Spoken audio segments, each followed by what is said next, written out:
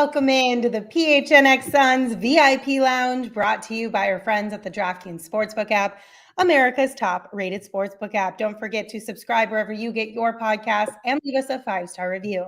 I'm Lindsey Smith with Espo, and the Phoenix Suns defeat the Philadelphia 76ers 114-104. That's win number 61 for the Phoenix Suns, and 8 straight wins in a row. Their fourth winning streak of at least 8 games this season alone. And only 11 times it's happened this year. The Suns have done it 4. That's insane. When it's happened only 11 times in the NBA. Suns own it 4 times. But let's get this ready. The Phoenix Suns are the best team in the NBA. Suck it, Harden. Suck it, Embiid. Suck it, Philly. That's right. The Phoenix Suns. Yeah, him too. The Phoenix Suns remain, no surprise here, of course, the best team in the NBA. And you know what? Before we get into all of the things, let's just go straight to the bar and start this off the right way. Espo, what are we drinking tonight? Let's go to the bar. We're having an all business. Look, the Suns came out. They played their game. They got the deal done, even when they didn't need it. That's what this team's all about. And it is a very much next man up mentality, which is so cliche in sports. But JaVale McGee out today with a non-COVID illness. Bismack Biyombo came out and played spectacularly. I mean, not a huge game statistically, but he came in, did the little things, and that's what this team's all about, is just taking care of the little things. So that is our drink of the night. They just took care of business and took care of Philly, one of the best teams in the East, as if it was no big deal on a Sunday afternoon. Absolutely. And, speaking of taking care of business, I really liked how the Suns finished this game out, right? Like, they had a really big lead. They kind of got a little bit too lax there for a minute. They had an 11-point lead at one point in time late in this game. The Philadelphia 76ers gave them a little bit of a run for their money, were able to get back into this one and close up that gap. But the Suns turned around and said, you know what, we're going to continue to play our game. We're going to play this game the right way. We're going to close it out the way that we've been closing games out all season long. And they came up clutch in crunch time minutes. I want to give a shout out to Chris Paul because it's only his second game back with the Suns. It's weird because it's like, it's his second game back, but I've already feel like Chris Paul has been back for a long time, because typically you got to give guys a few games to kind of get their legs underneath them. I understand his injury was on his wrist, so it wasn't really like a lower body injury. He could maintain that, his physical abilities and everything, but still, like, his ability to come back game 1, have a big impact. Game 2, he finished tonight with 19 points and 14 assists. And he was really big in those crunch time minutes. It doesn't feel like Chris Paul has any lingering effects from that injury, which is not surprising, but also a little surprising considering he was able to come back earlier than expected. It's impressive. I mean, he is a machine. He comes back first game, double-double. Second game, double-double. Oh, and when the 76ers cut that lead, he took it into his own hands. And then not only did he do that, he looked straight in Doc Rivers' eyes and took his soul right out twice in that run too. It was like, nah, nice try, boys, but go back to Philly. We're not too worried about you here in Phoenix. I found that hilarious, quite frankly. I mean, he just kept looking straight at Doc Rivers as he did those things throughout that tail end of the fourth quarter. And this is Suns basketball. I mean, it comes down to the clutch, and one of two guys, Devin Booker or Chris Paul, are going to take the game and win. And that's just what they did. They took it over and they won. Mm-hmm. And Chris Paul finally beat Scott Foster. I believe coming into this game, he had never, correct me if I'm wrong, Espo, but I think I saw he had never won a game that Scott Foster was officiating. And this is the first time he finally got a W. Yeah, I think the Suns won a game where Scott Foster officiated while Chris Paul was out, but I don't believe Chris Paul head-to-head had. Look, you can bring on the refs, you can play 5-on-8. It does not matter. We've seen some of the worst officiating over the last 2 weeks. We've seen guys that supposedly have it in for Chris Paul on the reffing staff today. Does not matter. You're facing one of the best teams in the East. Does not matter. The Phoenix Suns are a machine right now, and it is so much fun. And you got to remember, again, like we talked about in pregame, for all intents and purposes, this game meant nothing for the Phoenix Suns, right? Right, exactly. Nothing. And it means a lot for Philly because the top 4 in the East are all still jockeying for position. Nothing's guaranteed in the East right now. And the Suns still came out and jack stomped them in the second half. I love this team. I love what they're doing.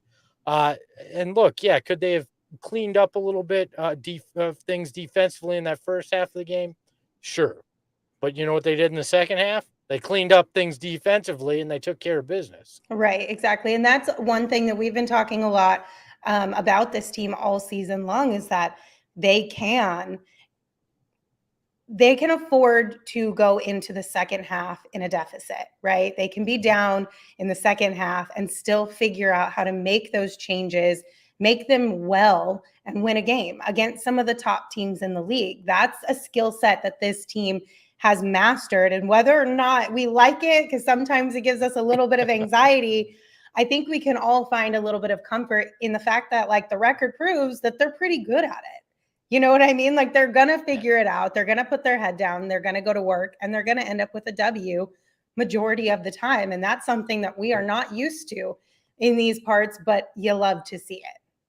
Look, when the Phoenix Suns go into a fourth quarter with the lead, the first sound they should play in arena, and when it happens in Phoenix, is "Dead Man Walking," because nobody has beaten this team when they lead going into the fourth. And I know it's one of those whatever stats, but that's how clutch this team is. You're not stealing one in the fourth quarter against this team. You may get close. You may close that gap like Philly did, but then Chris Paul, Devin Booker, this starting lineup steps on that accelerator in the fourth and leaves you in the dust. And that's what happened again. And credit goes to Monty Williams on those second half adjustments.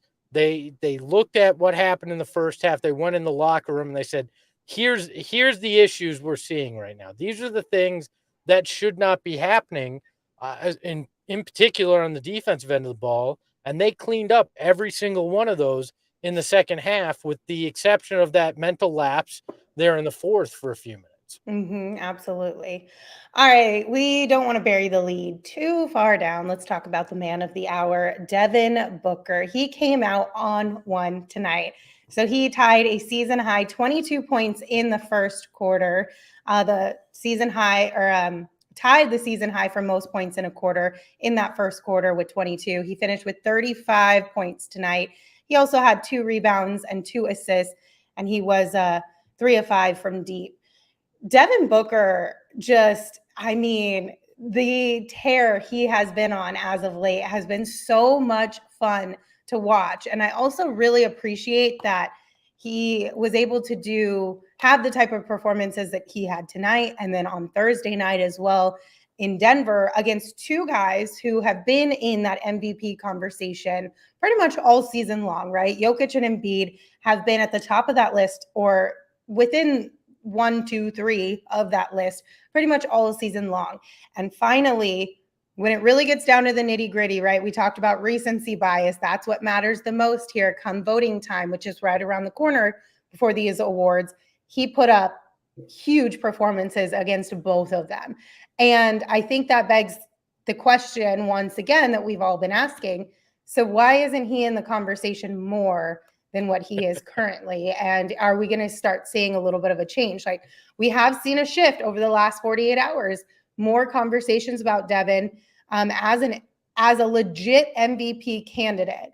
And I think we're going to continue to see more of that conversation over the next 48 hours because of tonight's performance. He scored 84 points in the last 2 games. 84 points.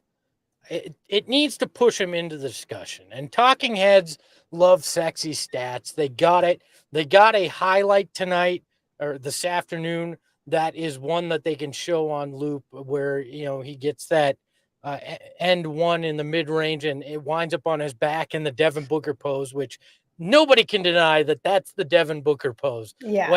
When he falls on the ground, has that head up, if when he gets a signature shoe, that should be the damn logo on it. It's just the silhouette of Devin Booker laying on his back with his head up, basically taunting whoever had just fouled him.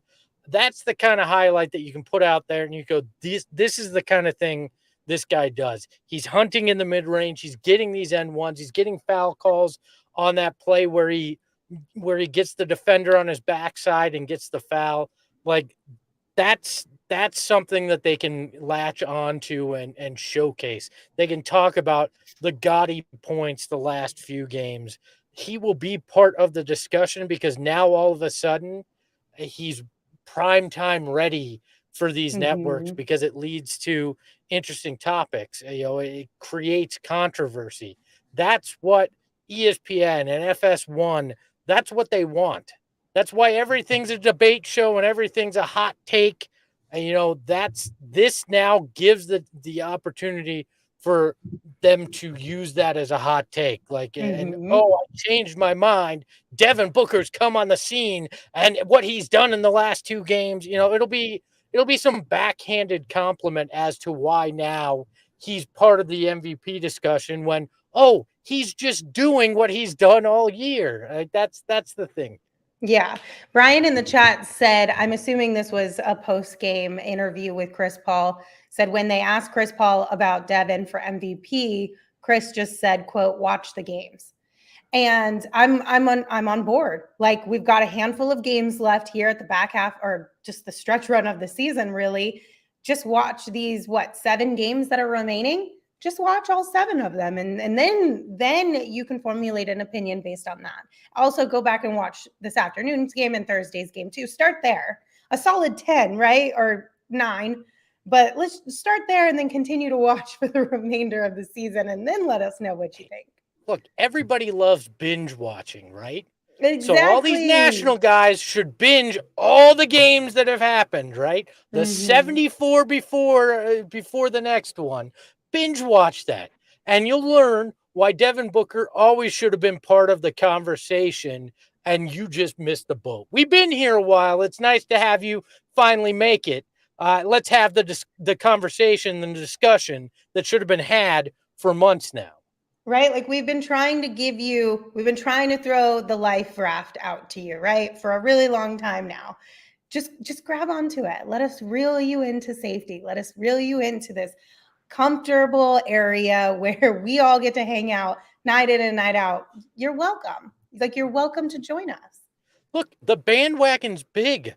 We'll buy the extra size bus. We'll get 2 or 3 behind it if you all want to join in. We're welcoming. We don't bite. We'd love to have you here for the stretch run and the playoffs. It's okay. You can admit you were wrong. We accept flaws and we forgive. We're here to build back up. So come on and join us. It's time to join and understand, that the good book on Sunday and every other day of the week is what you want to be watching. Yes. Munson in the chat said that pose, the one you were talking about from Devin, what Brian calls the bubble pose, should be a statue outside of the Footprint Center. I say let's petition to make it the new NBA logo. I'm going to go that far.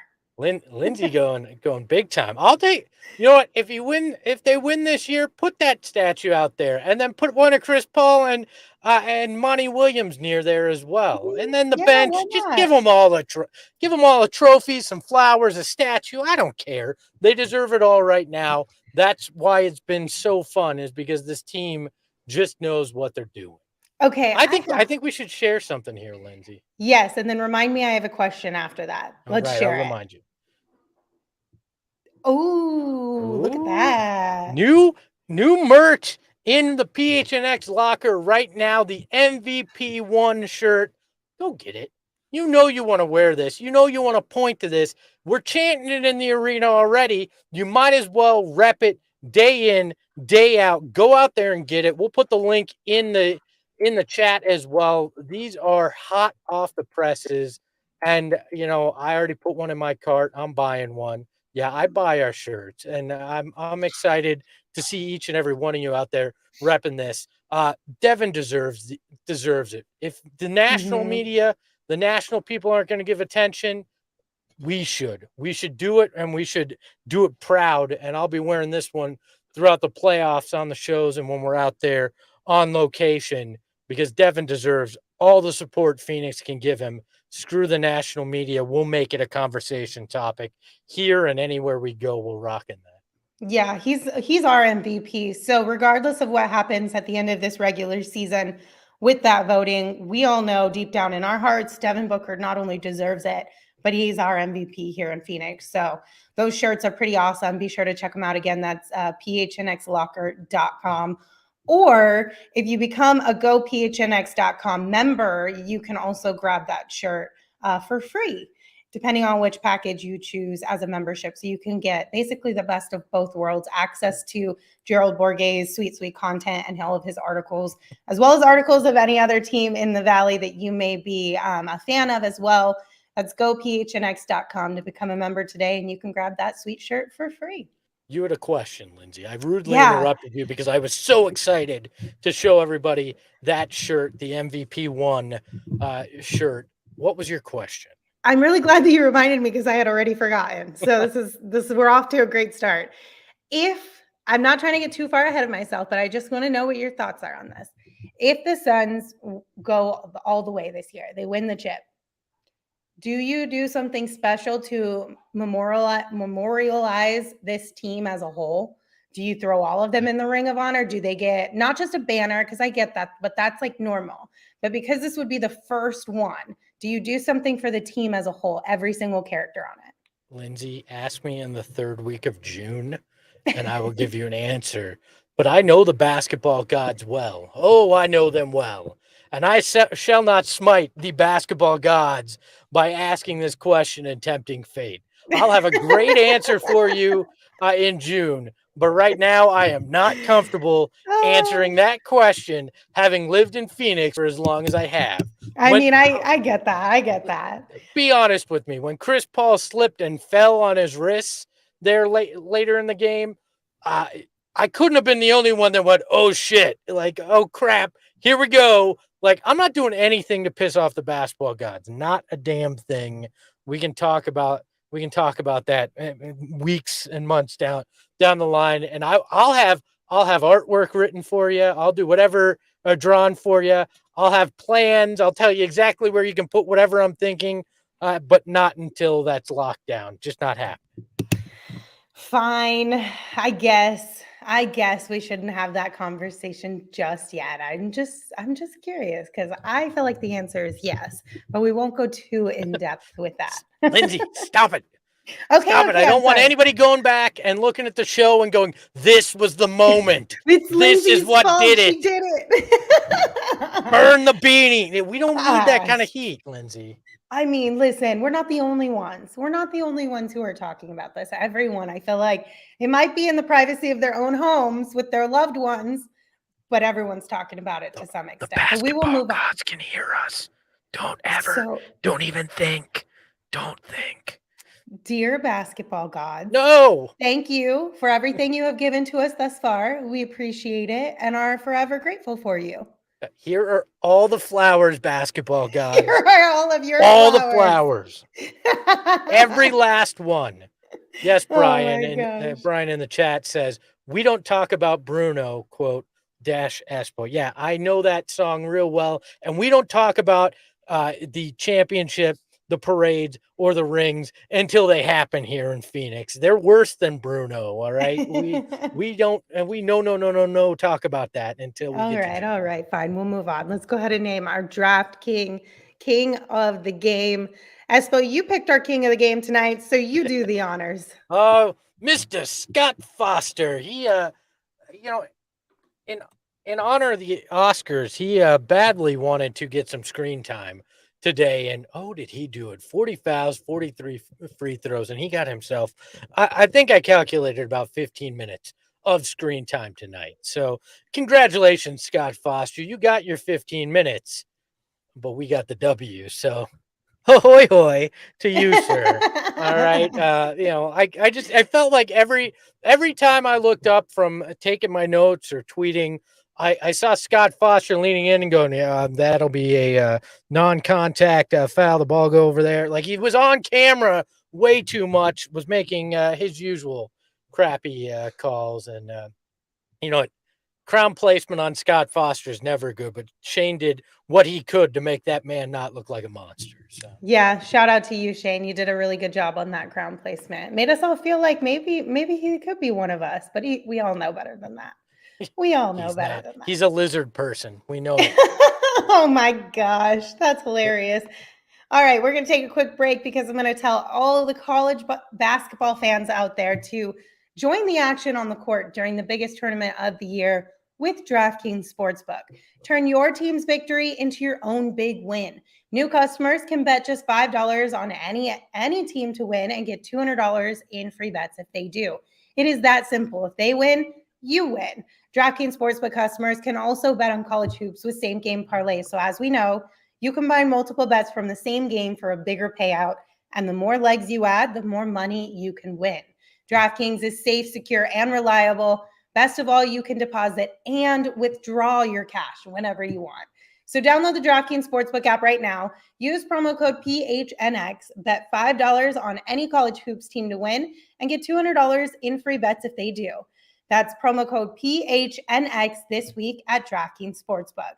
That's 21 and older only, Arizona only. Gambling problem? Call 1-800-NEXT-STEP. New customers only. Minimum $5 minimum deposit. Eligibility restrictions apply. See DraftKings.com/sportsbook for details. All right, Espo. I do want to give, I know that you did this off the top of the show, but I want to give Monty Williams a couple more flowers tonight.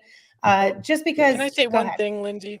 I think it's Yes. hilarious that you read the DraftKings read right after we talked about Scott Foster.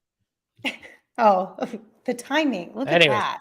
Anyways, continue. Sorry. I didn't even manage. I didn't even think that one through, to be honest with you. So also No, shout out I'm not Landry saying, Shamet I'm because just saying. my pick from pregame hit tonight.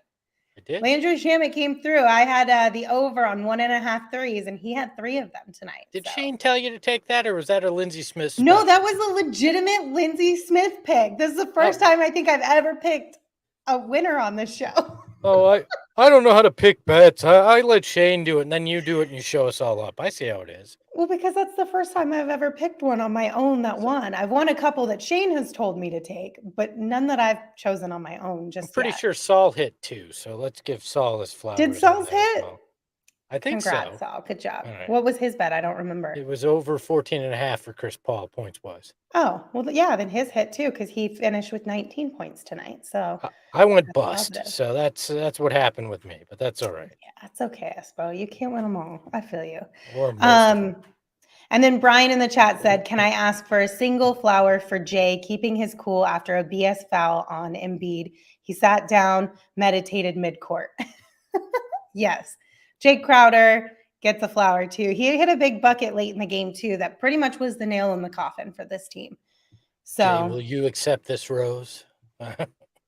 Yes, I'm sure he will. Thank you. All right. So yeah, I wanted to give a few flowers to Monty. Now, this is a full team effort, of course. But the way that Monty got his team, kind of the same thing, like they found their inner zen. They came back out after the halftime break and they made adjustments and they made them really well in order to get the W tonight. I know that this was making the team angry the way that the 76ers came out and started this game. The 76ers really wanted to get the W tonight. They fought pretty hard against the Suns team in order to try and get that W. But Monty found a way and this team found a way, like they have all season, to just really center themselves and continue to focus on what they were doing instead of focusing on what the 76ers were doing. And we've given Monty a lot of credit for this over the season, but tonight especially, I feel like I want to give him a little bit more credit as well, because we've talked a lot about the MVP thing. It's also in the back of our minds that Coach of the Year is up for debate right now, and Monty probably won't win that one this year, but he absolutely should.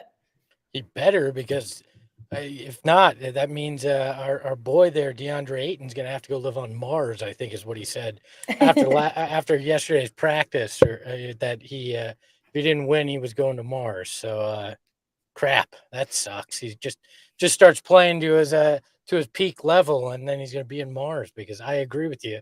I don't think Monty's going to win, even though he deserves it. And look, this team has the right mindset, right? There's a lot of Mhm. talented teams. There's a lot of great basketball teams that we've seen, but there are very few that combine how great they are on the court with how great they are mentally. This Mhm. team is mentally poised all the time. Not too high, not too low. Somebody gets injured, somebody's out with COVID, whatever the case may be, they keep the same perspective and they keep playing within themselves. And they adjust so well when things happen within a game, because we all know the NBA is a game of runs.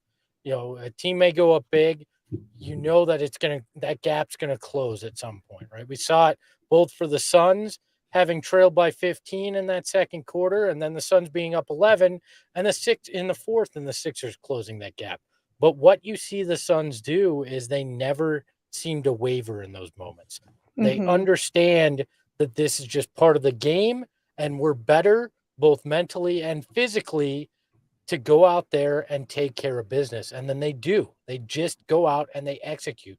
They play that offense to perfection.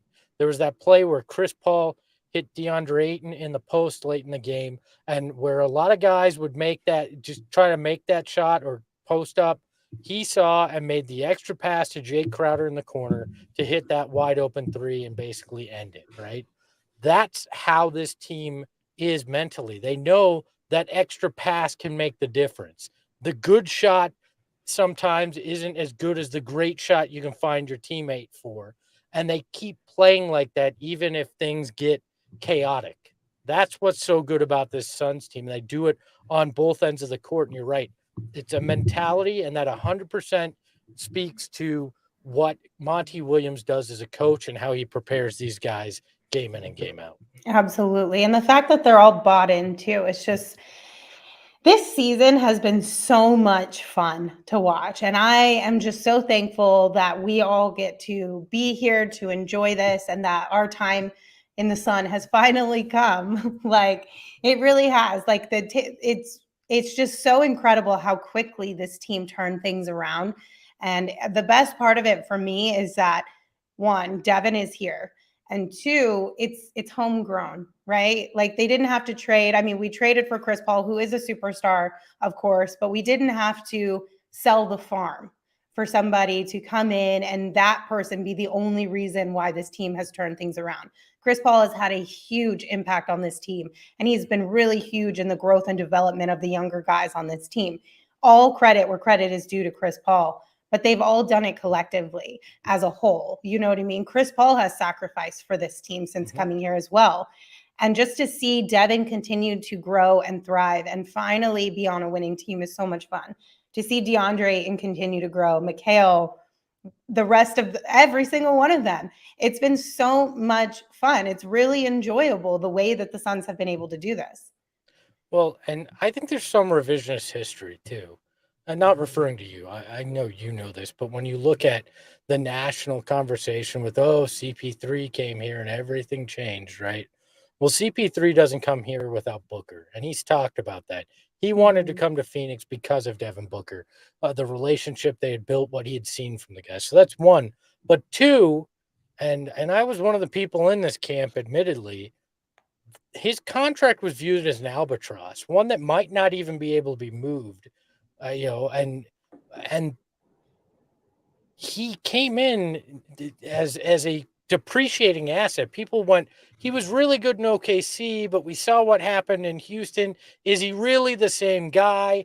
And he's come in and put all that to rest as well. But I think people forget that there was his last year in Houston. There was all sorts of questions about him. People viewed that contract and said, this is ridiculously large for a guy on the back half of his career. And he's come in and yes, he sacrificed some, but he's also proven doubters wrong with what he's been able to do Two, but without Devin Booker, Chris Paul never wants to come here. He saw what they could do and that next level they could go to, and that they were on the precipice of, because that 8-0 bubble run. So we got to keep that in mind too. Without what Monty Williams was able to get those guys and what Devin Booker was able to get those guys to believe in Orlando in that bubble, we may not be sitting here without that. And all that praise goes to Book and Monty for being able to do that and take what was a laughing stock in the NBA and pull it out of of the the ditch that they had been driven into, and pull it up. I'm very impressed with what both of those guys have done to change the mentality of this franchise. And as Chris in the chat says, that all started before Chris Paul was here in Phoenix. Right. So, I mean, like I said, it's, you give credit where credit is due on both sides, but they're both equally just as important as the next one. You can't really say which one is more important because none of it happens without the other one, basically. No, it's the chicken and the egg thing. I mean, it's right. Like, okay, great. But both are a factor in it. It's not one that you can really separate and understand, because both guys have won without the other one here too when they're out injured or sick. So there's no real answer to it. There isn't. So Gerald tweeted out something really cool.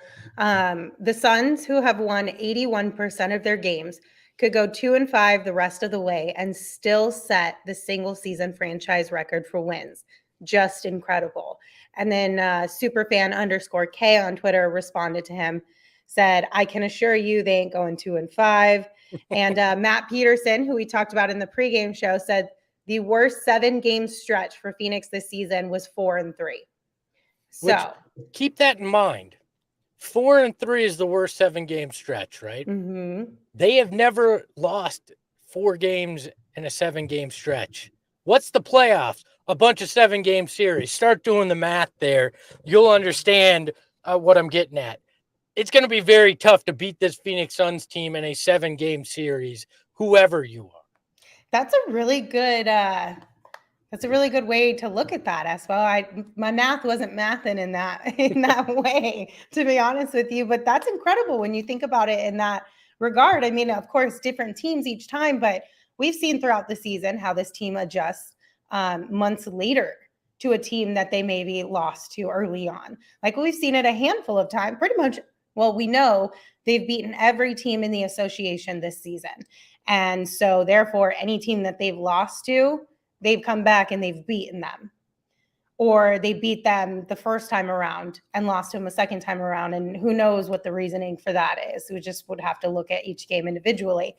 But I think this team is so smart and so savvy and put together, like their togetherness, right? That in a 7-game series, I have zero doubt they would be able to adjust and figure it out in order to win it. I have zero doubt. Same here. And you have to remember, too, the spacing of games in the playoffs, too, right? Where you're going to have, in all likelihood, multiple days for Monty to sit there and make adjustments, work with the guys. They can practice. These are things that aren't happening in the year. I'd imagine there may be another level they can get to with that additional time and with that ability to think through things a little bit more. So today was a statement, right? Again, I said it off the top, but they did not need this game. The Sixers did. They found a way to dig deep after going down big in the second quarter and still get the win, right? I love that they were capable of doing that when they didn't need it. That speaks volumes to me, and it should scare a lot of people going into the playoffs. Absolutely. All right, Espo, it's time to take your shot. Presented by Arizona Department of Health Services. COVID-19 vaccines are free for everyone 5 and older. Those 12 and older are also now eligible for a booster. Visit azhealth.gov for a location near you. Oh, and we know Devin Booker took a heck of a lot of shots in this game and made a heck of a lot of shots.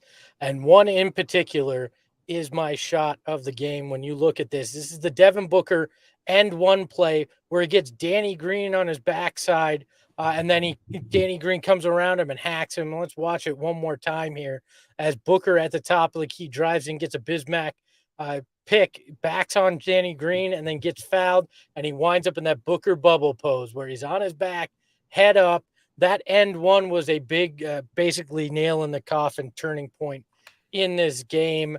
And I love when Book gets in that way, right? I joked on Twitter, that was his mid-range N1 masterclass. That is perfection on how to draw that foul, how to hit that shot. Oh, and how to hold the pose at the end. So Devin Booker took his shot and took it quite well this evening. And you can put that another one of those Booker bubble pose pictures in the file because those are so pretty. One more time, COVID-19 vaccines are free for everyone 5 and older. Those 12 and older are also now eligible for a booster. Visit azhealth.gov for a location near you. Metal Mike in the comments said Booker was so lethal tonight. I mean, it's just he's so much fun to watch. Like, he is just so enjoyable. And it's so funny because I believe it was our friend Zin Varlock on Twitter. He posted some comments from 76ers Reddit, right? Early on in the game. And a good majority of them were like, God, Devin is so annoying. I hate watching Devin Booker. He's always complaining. Just really mad at Devin for all the different things, right? And for us, I'm like, I think Devin is really enjoyable to watch. And then me specifically, I know we've talked about this multiple times. Devin constantly complains at the refs. I personally have no problem with it. I've never had a problem with it to the point where, like, I feel like it is anything to really like complain about. So I know we talk about it with LeBron James and a whole bunch of guys, but I kind of feel like it's just a part of basketball. And when you're at that superstar level, you're going to have conversations with the refs. You're going to complain about calls that you're getting, calls you're not getting, calls your teammates are getting or not getting, and so on and so forth. The only time I will say I have an issue with it is if it starts to affect you getting back down the court on defense. And tonight, I feel like that was one of the things that was actually kind of big for the Suns. There were multiple times where the Suns had fast break opportunities and were able to capitalize on it because you had James Harden or Joel Embiid still talking to a referee at the other end of the court about a call they felt like they should have gotten. So unless Devin gets to that point, I really don't care, to be honest with you. Look, every opposing fan complains that, oh, that team's guy complains to the refs too much and makes faces. And we used to do that crap with Tim Duncan here in Phoenix when he'd do the arms up and like, who, me? And we'd all get pissed off. And then Steve Nash was doing the same shit on the other side of the court. And we didn't say boo about it, right? I don't care how much they complain to the refs. In most cases, in particular when Scott Foster's refereeing your game, you damn well should be complaining to the refs because of some awful calls. So Devin Booker is no different than any superstar in this league. And, Philly fans, if they want to complain that much, should just go and watch Joel and Harden and watch how they interact with the refs. It's the same crap. So I don't care. Everybody does it. And Book does it to perfection at times. I love how much he gets at the refs. I love his swagger, his attitude. I don't care if he complains. It's part of basketball. It always has been. It always will be until there's robot refs and there's no point in complaining to AI.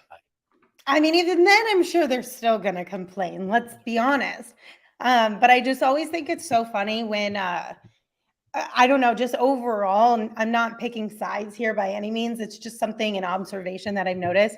I do think it's funny that as fans, we complain a lot about opposing teams and opposing players when they complain about the officiating, but then it's a little less bad when it's our guy who's complaining about officiating. And I just find that to be so funny because it's typically only the top guys in the league that are complaining to that level. I feel like once you reach a certain threshold, it's almost like you get the green light to complain.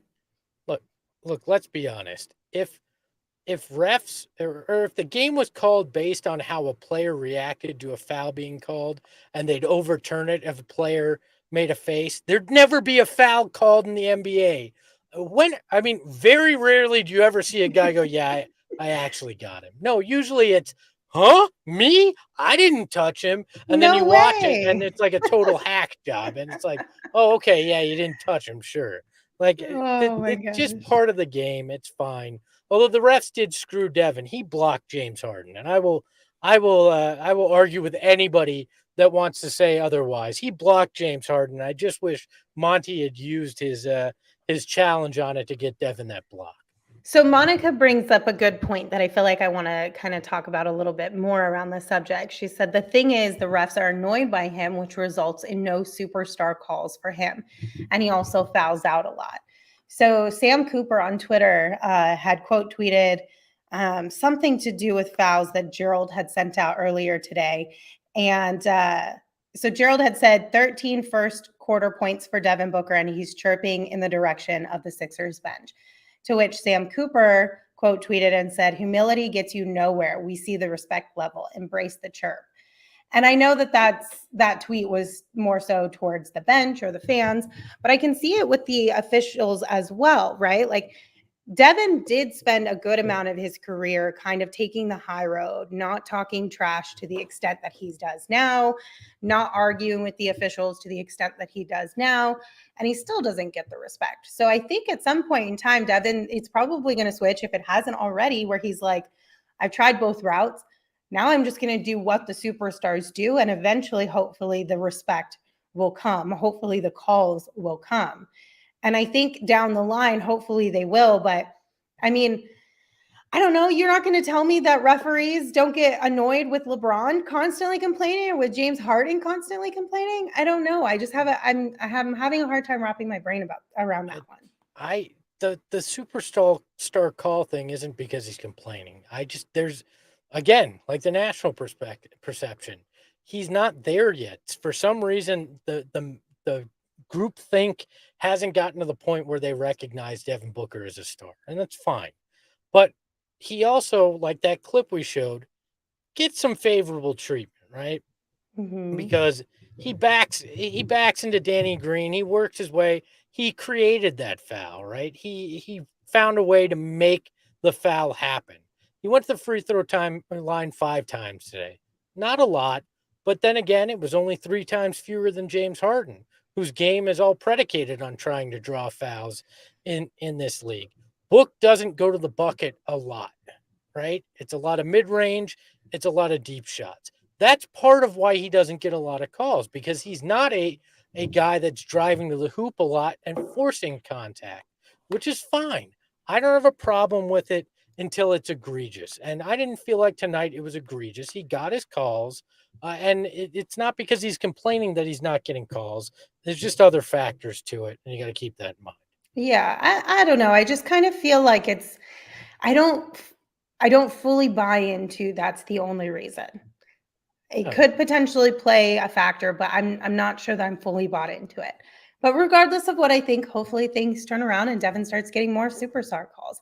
But right now we're going to bring Gerald Bourguet into the conversation from the Footprint Center. Gerald, thanks for joining us. How you feeling after today's W? Feeling pretty good. I feel like this was a really good win, and a win that they probably could have let slip away, when you consider they've already got to 60 wins. They've got the 1 seed. They're playing the number 1 team in the East right now. They have, 2 superstars in Joel Embiid and James Harden. And Philly outplayed them in the first half, especially that first quarter. But just that wear-down effect, that was something that Monty and all the players talked about in post-game. They have that confidence to know, even when they go down by double digits early, which we've seen them do in the last 3 games now, they just have confidence that they can get things together, regroup at halftime, and come out on top by just doing what they do. And we saw it again today. So I can't remember watching a team and being this impressed by their execution, aside from, the dynasty warriors of the last few years when they had Kevin Durant. This team just executes, and they will just beat you on both ends of the floor. Do you got some girth theme music out there? I'm feeling this. What this is. Gerald, you bring it up. I mean, for a team that a meaningless game in the large scope of things, down 15 in the second, I mean, did Monty talk at all about what that halftime adjustment was like, what he said to these guys? Because obviously the mindset shifted a little bit in the third and the fourth, and they took care of it. Yeah, he said it wasn't so much an adjustment, especially after that first quarter when they gave up 39 points. He said that just giving up that number is something that kind of riled the guys up. They were like, we're better than this. So it wasn't anything from an execution or a schematic standpoint. Their execution was just better, and they tightened some things up. And you look at the score, and it's incredible. They gave up 39 in the first quarter, gave up 40 points in the entire second half after that. So they really tightened up the defense. You look at the job that Mikal Bridges did on James Harden, and Joel Embiid went off. He had 37 points, but they made him work a lot harder. Bismack Biyombo came in and gave him great energy and just made things more difficult when he was on the court. So I don't think it was anything that they necessarily changed or tweaked. They just did it better than they did in that first quarter. So who all did you get to talk to player-wise tonight, Gerald, and what did they share with you? Yeah, so we got a trio tonight. We got Devin Booker, Chris Paul, and Jay Crowder all at once. And, it was funny because when you gather that many guys at the podium, it's hard to keep them all focused when one is answering a question and the other two are like just goofing off. But, they talked a little bit about how Mikal Bridges should be in the Defensive Player of the Year running with the job that he did on Harden. I think Harden was 2 for 10 or 2 for 11 overall in this game. So he did a great job defensively. I asked Jay about Monty for Coach of the Year because I've been asking all the guys that question. And he used the term no-brainer. He smiled and he said, where I stand on that question. They felt like he was robbed last year. And, it's one of those things. We talked to Monty the other day in practice about this. And he was saying for him last year it was enough. He was in his office when he got the announcement that he hadn't won Coach of the Year. And all the guys were gathered outside. And he could hear how pissed off and angry they were when that announcement dropped that he didn't win. So he said for him that was enough. We asked the guys if that would be enough this year, and they said, no, absolutely not. Like, he needs to win it. It should be a no-brainer. It shouldn't be a conversation considering how far ahead they are in the standings. We'll see what happens when it's time to vote, but this team definitely still feels like they're not getting their flowers. Like, Devin should be in the MVP conversation. Mikal should be the Defensive Player of the Year, and Monty should be Coach of the Year. Do you think this afternoon was enough of a performance defensively by Mikal against one of the better guards in the game and James Harden to make his case even stronger and louder than he had over the last 74 games? I think it helps. I don't think it's like the statement game that people might hope it would have been, just because, you look at Harden's numbers since he came to Philly, they're not fantastic. And like people have said, unfortunately, like for this conversation, it typically skews towards rim protecting big men. And so you need like games where you have, like 7 steals or, a highlight block that blows up Twitter or something like that. It's stupid that that's part of the conversation.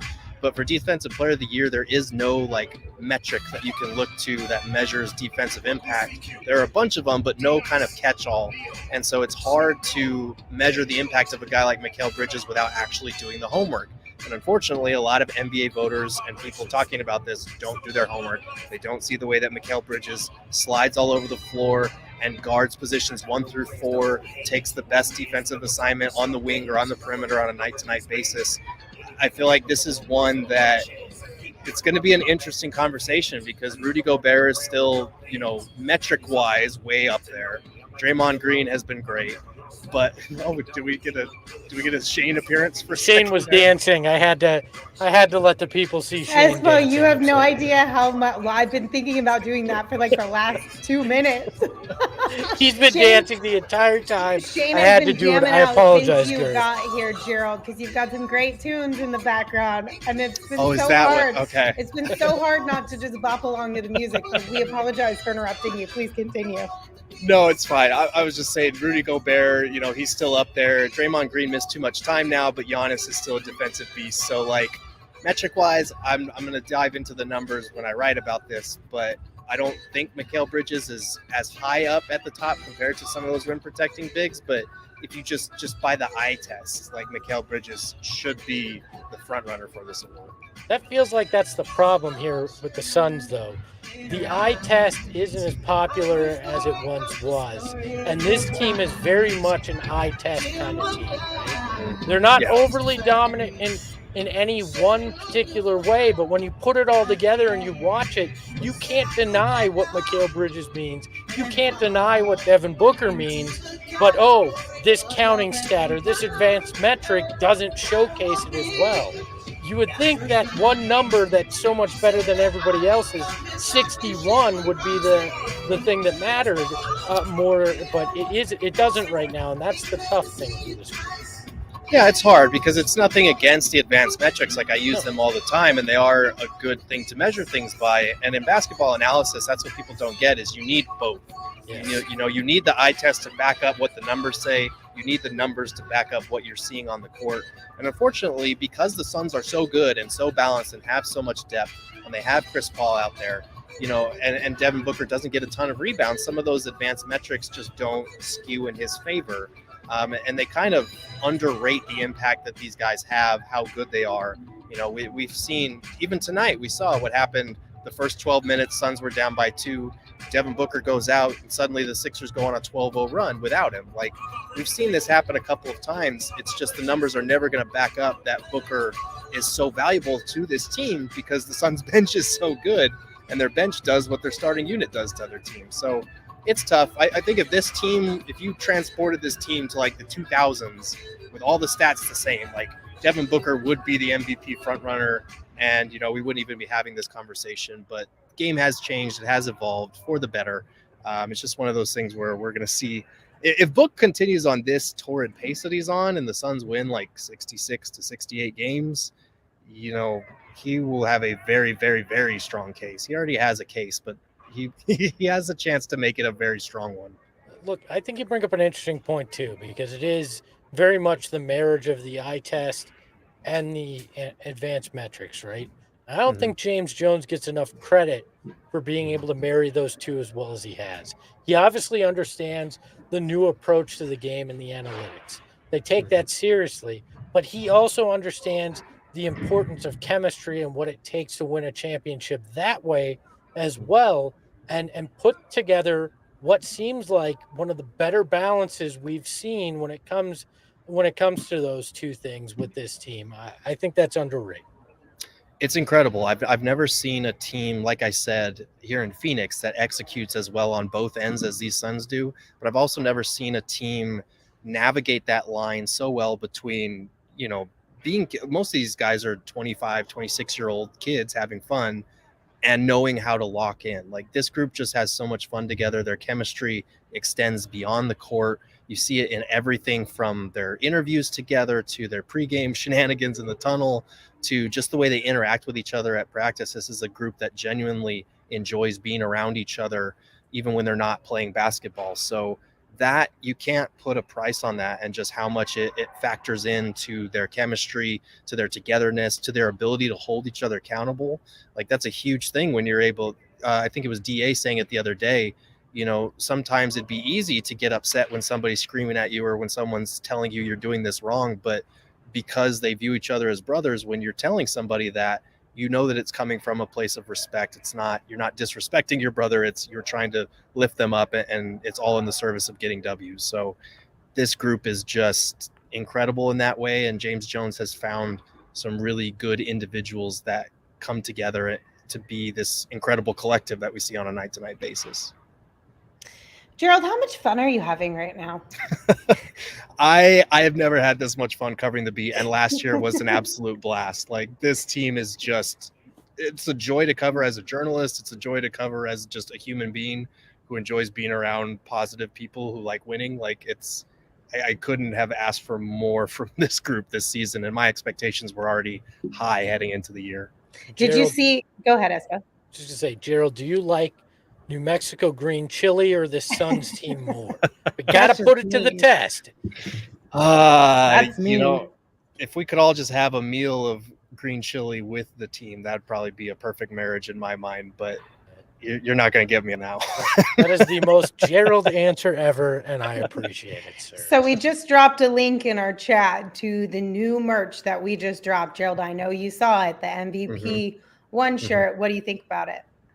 I love it. I think it's we're giving the fan base a little bit of a rallying cry, something that they can wear for these last couple of weeks, especially the MVP shirt. I love the Valley font and the Valley background. It's very cool. So make sure you go out and check out those shirts, buy one, wear it to the Suns games, because this is Devin Booker's MVP push. It starts right now, Mhm. and we're running out of time. So get on it. Fun And- fact, Go ahead. Gerald's wearing it under his collared shirt right now. I am not, but Like Superman. You all can just imagine it, though, because he's too professional to ever let you see it. So you guys get me one, and I'll bust it out last game. Don't worry. Only the chat really wanted you to dance tonight, and I was going to ask you, but then I was like, well, Gerald's not a puppet. He shouldn't have to dance. But if you did want to, the chat's down for it. So if you ever get chat wants me to dance. If you No, ever hold on, get hold on. the No, itch to bust out a TikTok dance from the Footprint Center, Gerald, just know they're going to really love it. Let's save it for Wednesday. Yes. And if we hit a certain amount of donations, oh boy, Gerald will TikTok dance if he agrees to it. It's for a good cause, Gerald. It's Oh, for no. a good cause. I'm being guilt tripped into dancing in public. I'll do it with you, Gerald. You and I can do it together. Okay, that's fair. I feel like you might can convince Saul to do it too. Maybe. All four of us will do it. Well, that's pushing it now. 3 out of Now 4 you're ain't asking bad, too right? much. Oh, now we've crossed the line. Now it's past the line. We asked Lindsey to do something that's a bridge too far. Yeah, Mikal that's Bridges just a little bit too far, Gerald. Come on, reel it back in, reel it back in. But Espo brought it up, so let's tell the people. Quick reminder: this upcoming Wednesday, when the Suns take on the Warriors, we are hosting a watch party, and we're going to be live at the Ainsworth in downtown Phoenix. We want you guys to all come join us, come hang out with us. We will all be there. Me, Espo, Gerald, Saul, and a handful of other people from our crew at the PHNX sports organization. So come on down, join us. It's going to be a lot of fun. And just a quick reminder, it also has a charitable aspect to it. So we're going to be collecting donations both at the Ainsworth and virtually here on all of our live shows on YouTube for Ryan House, which is a really cool organization here in Phoenix that provides hospice and respite care to children. They're 100% donation based, so they need all of our support to continue giving support to families who need it within our community. So put it in your calendar now. Plan to come hang out with us. That's this Wednesday at the Ainsworth in downtown Phoenix. And if you bring a girth photo, I guarantee you Gerald will sign it. Also, we'll give away a copy of Lindsey's book. Maybe she'll autograph that for you too. So come on out. We're gonna have a grand old time. You can heckle me in person because I know you love to do it in the chat. So why the hell not go and do it at the Ainsworth? And let's have some fun on Wednesday night, because we know we're all gonna watch the game, but we know Golden State don't got the horses to run with these big boys right now. So we'll make our own fun as well. Yeah, it'll be a lot of fun. All right, gentlemen, before we say goodbye, anything else you'd like to touch on from tonight's game? Gerald touched on it briefly. I want to bring it up. When you look at Mikal Bridges, a game like tonight should be enough. I know it's not sexy. It's not the highlight reel that you'd love him to have 8 steals in one of these final 7 games to put the cherry on top. But if you've got a guy on the opposing team that's one of the best in terms of being a guard or a smaller forward, Mikal Bridges will lock him down. There's no doubt about it. He will be a first-team all-defensive player this year, but he should be voted the best guy, because without him, this defense does not play at the efficiency that they do here in Phoenix. Between him and DeAndre Ayton, you can stop almost anybody on any given night. Mikal Bridges deserves his damn flowers, and hopefully people will give it to him. All right, the last thing I have is Bryce in the comments said we need to name Gerald's segment of the broadcast. So I'm gonna put this out there. What you guys start thinking about it now, come up with some ideas, and then send us your thoughts, and maybe we'll slap a name whenever Gerald joins us from either the Footprint Center or the Road. Or even better, if you own a company and you want to sponsor Gerald's segment, we'll name it whatever the hell you want. So there you go, that too. Shout out Monroe's Hot Chicken. Hey-o! We got to make that happen for you, Gerald. That's literally your dream in life, and I feel like we have to make it happen. One day. God. Spicy girth. Yes. All right. Thank you, gentlemen, for joining on the show today. Thank you, everyone, for joining us on YouTube and within the chat. And thank you for listening wherever you listen to your podcast. As a reminder, don't forget to subscribe and leave us a 5-star review. It helps us out a lot. We always appreciate your support. Just as a heads up for this upcoming week, we're going to take Monday off. So tomorrow we're going to be off. Tuesday, we'll have a live show for you. Wednesday, live at the Ainsworth. Thursday, we'll have a live show for you. And Friday, a live show covering the game as well. So keep an eye out for all of that. You can follow me at Lindsey Smith AZ on Twitter. You can follow Gerald at Gerald Bourguet. And of course, you can follow Espo. Espo, send us home. Just remember, it don't matter if there's nothing on the line for this Phoenix Suns team. They're still going to kick your ass. Ahoy, hoy!